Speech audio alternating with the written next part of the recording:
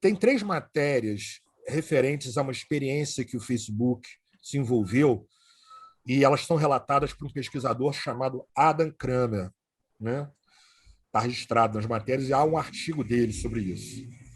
E que experiências foram essas? Eu não sei se vocês vão lembrar disso. Eu lembro vagamente da época, lendo as matérias, né?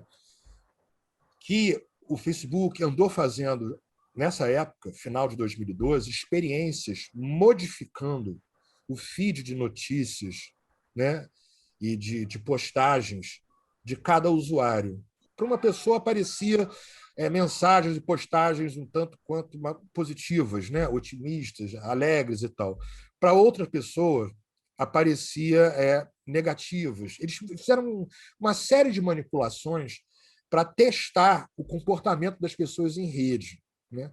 E eles descobriram uma coisa que, fora do campo da experiência virtual, eu acho que não é nenhuma novidade. O quê? Que havia um contágio psicológico em rede, né? Ou seja, pessoas que eram submetidas, elas tinham contas no Facebook, né? E elas eram submetidas obrigatoriamente, o feed delas abria postagens muito positivas, elas meio que eram influenciadas a também produzir, né, postagens e material próprio delas, nos perfis delas, também positivas. E o contrário também acontecia, quando se tratava de postagens e notícias assim, mais negativas. Contágio psíquico em rede. Essa foi a sacada deles, que eu vou pontuar, que isso não tem nada de novo no campo da psicologia geral, por exemplo. Outra coisa que eles notaram com essas pesquisas foi que havia também abstinência. Quando você suprimia do feed de notícias, do perfil de algumas pessoas, postagens, quase não tinha nada, as pessoas também não se sentiam motivadas a produzir nada. Se vocês forem pegar a Anísia da Silveira, todo mundo aqui conhece, né? A Anísia, médica psiquiátrica, ícone da luta antimanicomial. A Anísia tem escritos em que ela fala do contágio psíquico. Isso não é uma novidade, né? Por identificação, por exemplo. Né? Os humanos eles têm essa questão de se identificar e se influenciar muitas vezes, né? Por estados de ânimo. Né? Tal como piolho, a expressão é dela, né? Contágio psíquico pega, que eles coletaram muito material desse estudo. Né? E, para além disso, nessa mesma sequência de matérias, que foi dia 28 de junho de 2014, 30 de junho de 2014 e 2 de julho, foram 3 matérias. Há também a divulgação de um estudo, né, feito por uma agência de pesquisa ligada ao Departamento de Defesa estadunidense, sempre, né, pelas mãos de um cara chamado Jeffrey Hancock, ligado à Universidade de Cornell. O outro, o Kramer, era da Universidade da Califórnia, né? Que eles fizeram um estudo cujo título é Discurso de Modelagem Dinâmica Social em Regimes Autoritários. Olha só o que fizeram. Né? Isso ligado ao Facebook também, tá, gente? Só que anterior. No ano de 2008, 2009, eles fizeram estudos em tese para ver o comportamento em rede diante de crises econômicas, como se anunciou e se concretizou nos Estados Unidos da América, né? Que pegou parte do mundo. A justificativa deles, que eles queriam notar, é como que em rede social funcionava a alavancagem de movimentos políticos em rede.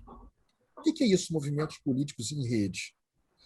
Vou dar exemplo aqui. Aqui no Brasil, a gente teve, vou dar um que é pouco falado, eu tenho um vídeo que eu fiz, que está lá no meu canal, que eu abordo isso, é sobre enxames digitais, né, que é uma expressão que vários pesquisadores utilizam para mostrar a união de pessoas de perfis em rede para fazer ativismo ou ataques, né, também, não só ativismo político.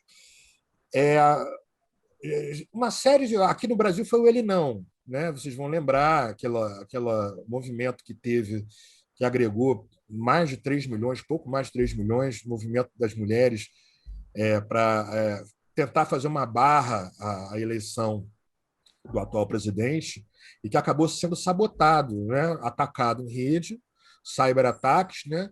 E com campanha de desinformação e de mentira, de difamação, inclusive, do evento. Né? Foram divulgadas em grupos de WhatsApp fotomontagens daquele evento, falsificando o que houve ali e tal. Esse tipo, eu estou dando um exemplo do Brasil, tá? Para mostrar que no Brasil nós já temos diversos exemplos desse tipo de ação que parece que estava sendo monitorado em rede já há tempos por Departamento de Defesa estadunidense. Se a gente recuar no tempo, a gente vai ver lá em 94, no zapatismo, por exemplo, no México, que já havia um movimento em rede ligado, por exemplo, às mulheres, uma sociedade, um grupo, Laneta, né? A partir das violências praticadas contra mulheres lá, formou-se um grupo e que, através das redes, já em 94, no nascimento da internet pública, né, divulgou o que estava acontecendo.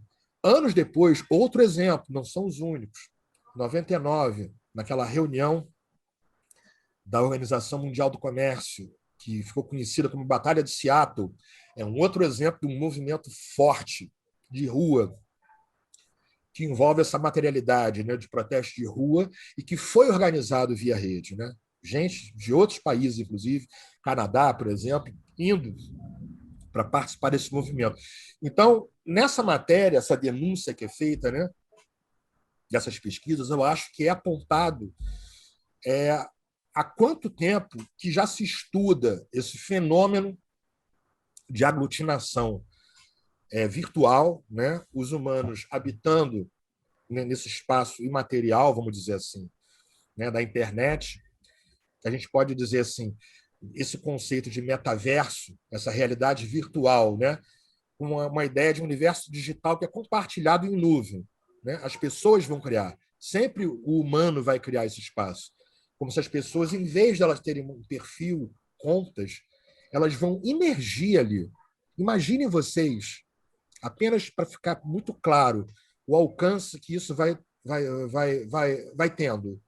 Imagine reuniões de trabalho, por exemplo, coletivas, em que as pessoas, como avatares, elas estão presentes, todos os dados dela, tudo presente, e elas passam a interagir como um game mesmo, com aqueles gráficos e tal, nessa reunião. E essa reunião tem uma série de estímulos, né? Tem estátuas, quadros, dentro do virtual mesmo, as pessoas lá presentes, todas participando. E esses estímulos, eles podem ser captados. Como que a pessoa reage a determinada coisa que tem presente nessa sala virtual, como é que ela se comporta diante de uma estátua, ou de um quadro, ou de uma paisagem. Né? Ela tende a olhar mais para um do que o outro. Ou seja, o armazenamento de informações e de dados vai entrar num outro patamar, né? Nessa imersão das pessoas nesse universo virtual. Então, a minha pergunta, né, para encerrar aqui essa troca de ideias, essa brainstorm que eu fiz, essa tempestade de ideias, é aonde fica o humano, né, nessa questão toda? Aonde que nós, principalmente da geração que pega essa transição para o surgimento de uma internet pública, né, tivemos que aprender a mexer, uns mais, outros menos, outros ainda não sabem direito, né? Ainda tateando com dificuldade, né, de como trabalhar nesse campo da imaterialidade do universo da superfície digital, aonde fica o humano, né, com o seu senso a ser trabalhado de comunidade, de bem-estar comum, num universo que defende cada vez mais a individualidade, a experiência narcísica mesmo, do bem-estar e da alegria de cada um, dos seus perfis pessoais, né? Esse universo, esse capitalismo das emoções, que é a expressão do Byung-Chul Han, o capitalismo imaterial que valoriza você é empreendedor de si mesmo. Eu estou apenas apontando o quanto que essa superfície, que é uma superfície útil, que fique claro, essa técnica, isso já está previsto nas melhores literaturas, mas aonde fica o humano? Porque é um problema que a gente já está lidando. O excesso de individualização, de experiência própria, pessoal. Você vê que cada um está criando uma realidade própria.